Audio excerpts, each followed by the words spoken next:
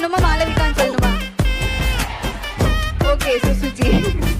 நீங்க நியூஜன் காலேஜா? ஆமா நானும் ஆக்சுவலி 2K கிட்ஸ்ல தான். நான் சின்ன பொண்ணு, எனக்கு அப்படி பெருசா பேசுறதும் தெரியல. I am just 20.